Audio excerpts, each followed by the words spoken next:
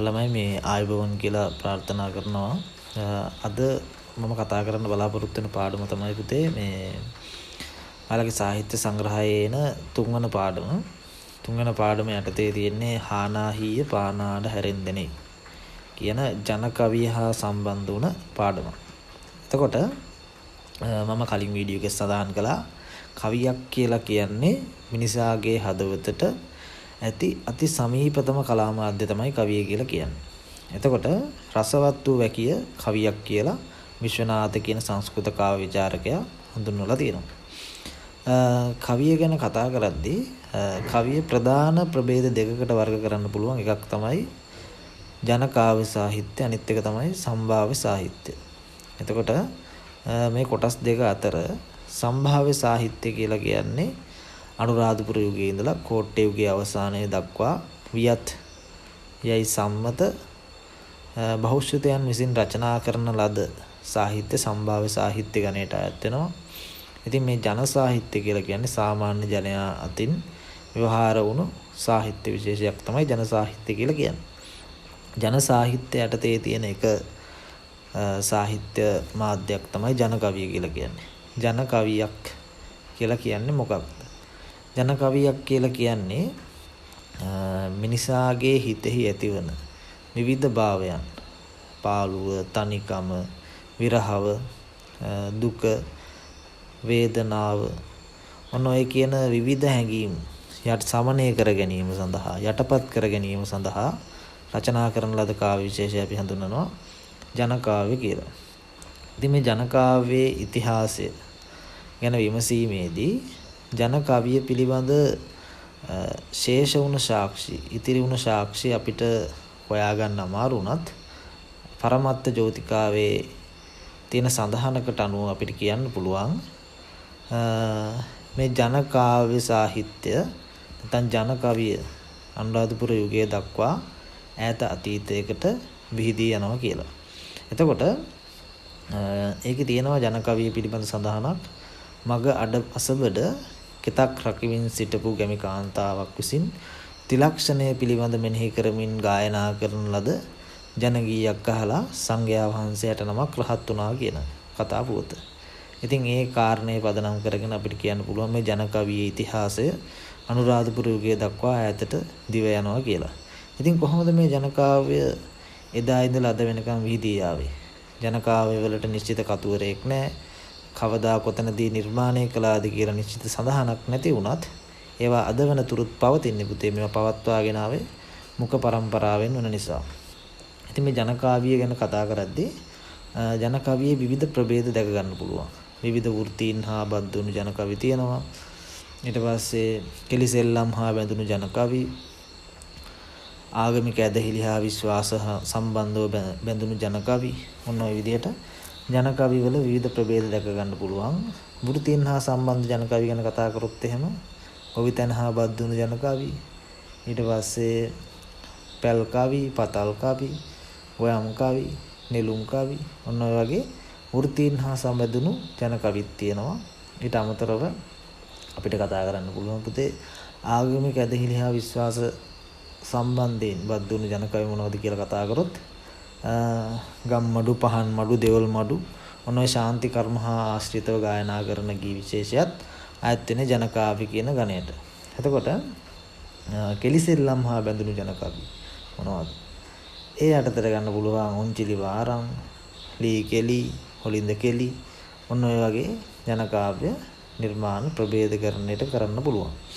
ඔය ජන කවි අතර තියෙනවා පුතේ එක්තරා විශේෂිත ජන කාව්‍ය වර්ගයක්.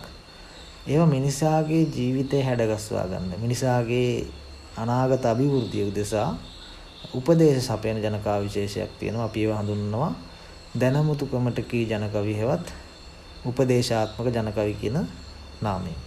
ඉතින් ඒ යටතේ තුන්වෙනි පාඩමට ඔයාලට දාලා තියෙන්නේ හානාහිය පානාඩ හැරෙන්දෙනේ කියන පාඩම යටතේ උපදේශාත්මක ජන කවි කියන කාණ්ඩය තමයි මෙතෙන්ට ඔයාලට ඉගෙන ගන්න දාලා තියෙන්නේ. ඉතින් උපදේශාත්මක ජන කවියකින් මිනිසාගේ ජීවිතය සාර්ථක කර ගැනීමට වටිනා උපදේශ සපයලා තියෙනවා. බලමුකෝ දැන් ඕකේ තියෙන කවි ටික ගායනා කරද්දි පුතේ හරි රිද්මයකින් තාලයකින් ගායනා කරන්න පුළුවන් මේ ජන කවි.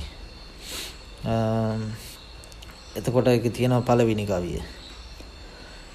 ගසට කෙටුම ගස මුල පෑයුමෙන් දැනේ මිනිහා නොමිනිහා යන කඩිසරෙන් දැනේ අමුතු බත් දීම තෑල්ලුමෙන් දැනේ හානාහිය පානාඩ හැරෙන් දැනේ. ඒ කියන්නේ මොකද්ද පුතේ? මෙතනින් තියෙන්නේ පුතේ ගසට කෙටුම ගස මුල පෑයුමෙන් දැනේ.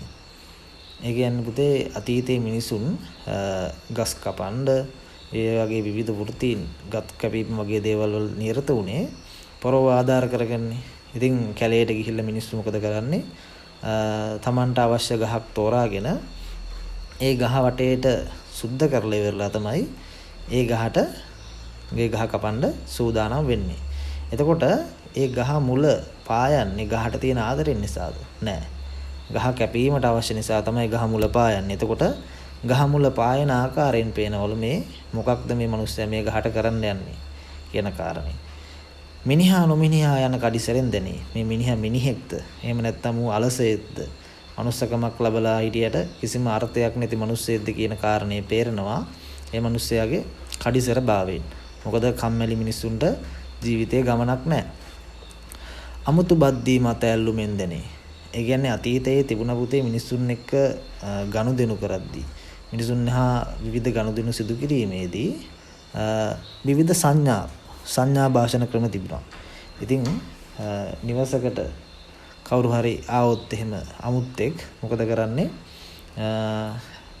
අත අල්ලන ආකාරයෙන් තීරණය කරන්න පුළුවන්ලු. මේ මිනිස්සුන්ට දැනගන්න පුළුවන්ලු ඉගියක් සපයනවලු. යම්කිසි ආරාධනාවකට සංග්‍රහයකට ආරාධනා කිරීමේදී පුතේ අත අල්ලන ආකාරයෙන් අපිට තේරුම් ගන්න පුළුවන් මේ ආරාධනාව සැබෑ ආරාධනාවක්ද නැත්නම් මේක ව්‍යාජ ආරාධනාවක්ද කියන ආකාරය තේරෙනවා කියලා කියන්නේ. එතකොට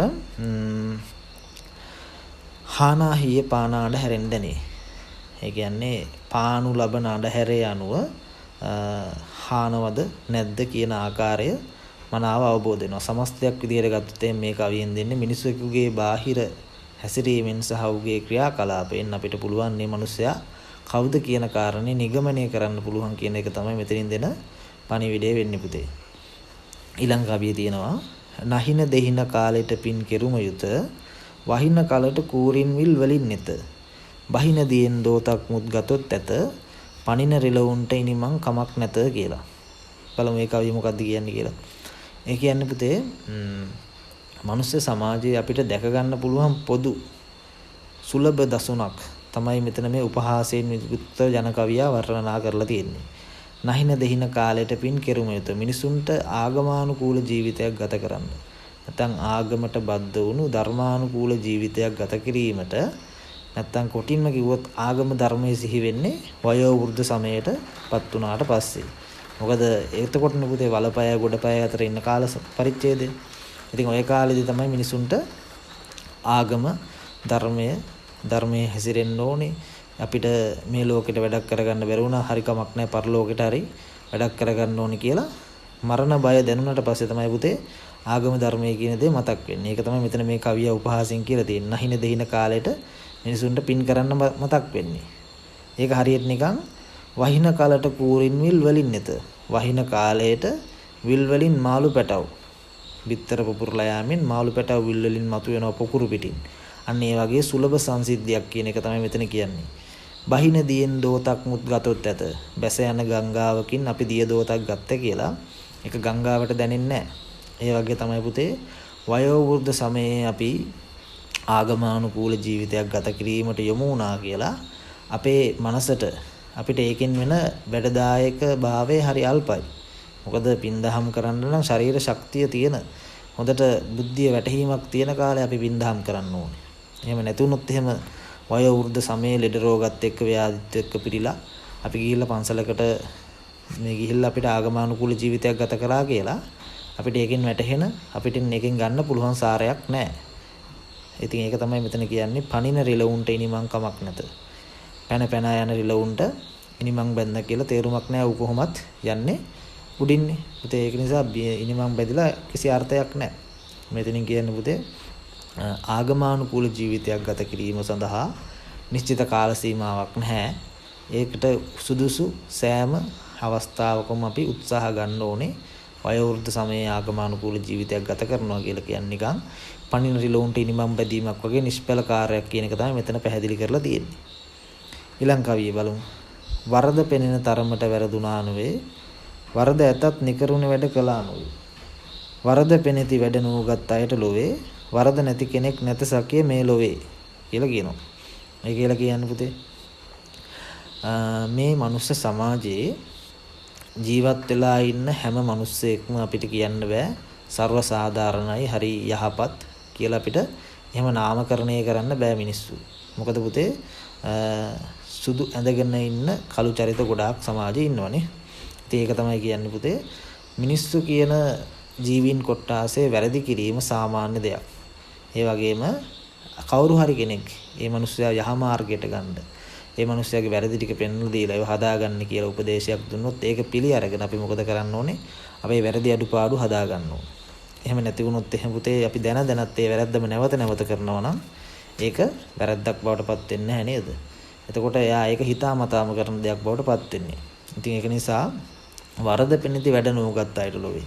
මෙතන වරද පෙනිති කියලා කියන්නේ ජීවිතේ වැරදින්න බලපානවා පුතේ. වැඩ නොගත් කියලා කියන්නේ ඉගෙනීමක් දැනීමක් නැති මිනිස්සයා ජීවිතේ කොහොමවත් වරද්ද ගන්නවා. ඉතින් ඒක නිසා මිනිස්සු විදිහට පුතේ අපිට මේ ලැබිලා තියෙන සුළු ජීවිත කාලය තුල යහපත් ආකාරයෙන් හැසිරෙන්න කටයුතු කරන්න. ජීවිතයට අර්ථවත් දෙයක් සිදු කිරීමට කටයුතු කරන්න. යම්කිසි අධ්‍යාපනයක් ලැබීමට කටයුතු කරන්න. සුදුසු දේවල් සුදුසු කාලයට කරන්න. ඒක හැම කරලා ජීවිතය වර්ධින්න තියෙන ඉඩකඩ අඩු කරගෙන ජීවිතය නිවැරදි මාර්ගයක යොදවන්න කියන පණිවිඩය තමයි මෙතන මේ තුන්වෙනි කවියෙන් පුතේ දීලා තියෙන්නේ. ඊළඟ කවිය බලමු. ගොඩැල්ලේ තරම දැනගෙන ලිද කපනු, බොරැල්ලේ තරම දැනගෙන උඩ පනිනු, කඩුල්ලේ තරම දැනගෙන කද බඳිනු, Tamanගේ තරම දැනගෙන කල් හරිනු කියලා කියනවා. පුතේ මෙතන කියන්නේ ගොඩැල්ලක් කියලා කියන්නේ භූමි ප්‍රදේශයක්, උස භූමි ප්‍රදේශයක්. නැත්තම් පස කියලා ගමුකෝ. එතකොට මේ ගොඩැල්ලේ තරම දැනගෙන ලිඳ කපනු. අපි ලිඳක් කැපීමට පෙර අපි ඊට සුදුසු භූමි ප්‍රදේශයක් තෝරගන්න ඕනේ. අපි ගිහිල්ලා ගලක් උඩ ලින් කපන්න නැහැ නේ. ඒක නිසා අපි තෙත සහිත ගහකොළ ටිකක් වැඩිලා තියෙන පරිසරයක් පසක් තෝරගෙන තමයි අපි ලිඳක් කපනවා නම් ඒ වැඩේ කරන්නේ. බොරැල්ලේ තරම දැනගෙන උඩ පනිනු. උඩ පනින්න කරණම් ගහන්න මොනවා හරි දෙයකට අපිට අවශ්‍ය නම් පුතේ අපි මොකද කරන්නේ? අපි එතෙන් ගිහලා බොරළු සහිත පසක අපි මේ වගේ දේවල් කරන්න යන්නේ නැහැ. මොකද එහෙම කරොත් එහෙම අපිට දන්නවා මේ බොරළු පසේ ලෙස්සලා ගිහිල්ලා අපේ ශරීරයට තුවාලයක් වෙන්න පුළුවන්. නැත්නම් මොකක් හරි අනතුරක් වෙන්න පුළුවන්. ඉතින් ඒක නිසා බොරැල්ලේ තරම දැනගෙන උඩ පනින්න ඕනේ. කඩුල්ලේ තරම දැනගෙන කද බඳිනු. කද කියලා කියන්නේ පුතේ ඉස්සර ප්‍රවාහනය සඳහා ඉස්සර ගමන් මළු එහෙම අරගෙන යන්න මිනිස්සු භාවිතා කරපු ප්‍රවාහන මාධ්‍යයක් තමයි කද කියලා කියන්නේ. ඔය කද පුතේ කඩුල්ලේ උස ප්‍රමාණය හරියාකාරව දැනගෙන කද බැඳීම කරන්න ඕනේ. මොකද කඩුල්ලට වඩා කද දිගින් වැඩි වුණොත් එහෙනම් මොකද වෙන්නේ? ඒ මිනිස්සයාට කද බිමින් තියලා ආයෙ කද කෙටියෙන් ගැට ගහගෙන තමයි කඩුල්ලෙන් එතර වෙලා යන්න වෙන්නේ. ඉතින් ඒක නිසා කඩුල්ලේ උස ප්‍රමාණය නියම ආකාරයෙන් දැනගෙන කද බැන්දොත් එහෙම ආයෙ නැවත කද බිම තියා මේ මිනිස්සයාට ගමන් කරන්න අවශ්‍ය නැහැ. ඉතින් ඒක නිසා සමස්තයක් විදිහට කියනවා මෙතන තමුන්ගේ තරම දැනගෙන කල් හරිමු. මෙතන කියන්නේ පුතේ තමන්ට ඇති හැකි දේවල් ගැන දැනගෙන. තමන්ගේ ධන පරිමාණය, තමන්ගේ බුද්ධි පරිමාණය, තමන්ට කරන්න පුළුවන් කියන සීමා සහිත ලෝකයක් තියෙනවනේ සීමා සහිත දෙයක්. ඉතින් ඒ දේවල් හරියාකාරව දැනගෙන තමන්ට කරන්න පුළුවන් කාර්යයන් ටික කරන්න ඕනේ පුතේ. වෙන කෙනෙක් තමන්ට වඩා දෙයක් කරගෙන ඉන්නවා නම් හරි. උත් කරන්නේ ඇයි අපිට බැරි? ඒ වගේ දේවල් හිතා අනුන් කරන පළියට හැමදේම කරන්න යන්න එපා. මොකද අනුන් කරන දේවල් කරන්න බෑ. මොකද තමන්ගේ ජීවිතේ අයිති තමන්ට. ඒක නිසා අනුන් කරන දේවල් කරන්නම ගිහිල්ලා ජීවිතයේ අපහසුතාවයන් වලට මුහුණ දෙනවට වඩා තමන්ට ඇති හැකි අන්දමින් තමන්ට හැකි දේවල් කරන්න කියන එක තමයි මෙතන කියන්නේ පුතේ. ඊළඟ කවිය බලමු. ඊළඟ කවිය තියෙනවා පුතේ. ඇස නැතිදා පොත ගත්තේ කියන්ටද, දත නැතිදා උක්දඬු ගිනි තපින්ටද, වෙර නැතිදා ගහගත්තේ දිනන්ටද යුද ඇතිදා නැති කගකොස් කොටන්ටද කියලා කියනවා. ඒ කියන්නේ පුතේ අපි පොත් කියවන්න අවශ්‍ය නම් එකක් හරි අධ්‍යාපනයක් ලබන්න පොතක් කියවන්න නම් අපිට අවශ්‍යයි net පෙනීම හොඳ ආකාරයෙන් තියෙන්න ඕනේ. මොකද ඇස් පෙනීමක් නොමැති කාලේ අපි පොත් කියුවට පොතක් අරගෙන ආසාවෙන් අත ගෑවට අපිට බෑ. මොකද මේ පොතේ තියෙන දේවල් අපිට අවබෝධ කරගන්න ඒවා අපි කියවන්න දැස් පෙනීම අවශ්‍යයි. එතකොට ඇස් පේන කාලේ තමයි පොත් කියවන්න ඕනේ. දත නැතිදා උක් දඬු ගිනි තපින්ටද උක් දඬු කියන්නේ උක් කියන පළතුර අනුභව කරන්න අවශ්‍යයි පුතේ. අපි ඒවා හපලා තමයි විකලා තමයි ඒකේ සාරය උරානේ බොන්නේ. ඉතින් ඒ නිසා ඒකට අවශ්‍යයි අපිට දත්. එතකොට දත් නැති කාලේ උක් දඬු දුන්නොත් එහෙම ඒකෙන් අපිට කරන්න වෙන්නේ ගිනි තපින එක තමයි. මොකද ඒකේ නියම ආකාරයේ ඵලය ලබා ගන්න අපිට අවශ්‍යයි දත්. එතකොට දත් තියෙන කාලේ තමයි උක් ගන්න ඕනේ. වෙර නැතිදා ගහගත්තේ දිනන්ටද ශරීර ශක්තිය තියෙන කාලේ තමයි අපි පොර බැදීම් වගේ ක්‍රීඩාවල නිරත වෙන්න ඕනේ. ශරීර ශක්තිය නැති කාලේ අපිට ගහ ගැනීම මේ වගේ දේවල් සිදු කරන්න ගියොත් එහෙම අම්බානකට කුටි කාලා තමයි එන්න වෙන්නේ. ඉතින් යුද්ධ ඇතිදා නැති කගකොස් කොටන්ටද යුද්ධය තියෙන කාලේ නැති වුණු කඩුවකින් යුද්ධේ වුණාට පස්සේ ප්‍රයෝජනයක් නැහැ පුතේ. ඒ කඩුව අපිට ගන්න වෙන්නේ කොස් කොටීමට. ඒ වගේ මෙතන කියන්නේ එතකොට සමස්තයක් විදිහට මේ කවි හරහා කියන්නේ යම්කිසි කාර්යයක් ජීවිතයේ සිදු කරන්න ඕන නිශ්චිත කාල පරිච්ඡේදයක් තියෙනවා. ඉගෙන ගන්න කාලේ ඉගෙන ගන්න ඕනේ. ඊට පස්සේ රස්සා කරන්න ඕන කාලේ රස්සා කරන්න ඕනේ. ආදරය කරන්න ඕන කාලේ ආදරය කරන්න ඕනේ. ඒ වගේ දේවල් පණිවිඩ ටිකක් තියෙනවනේ පුතේ.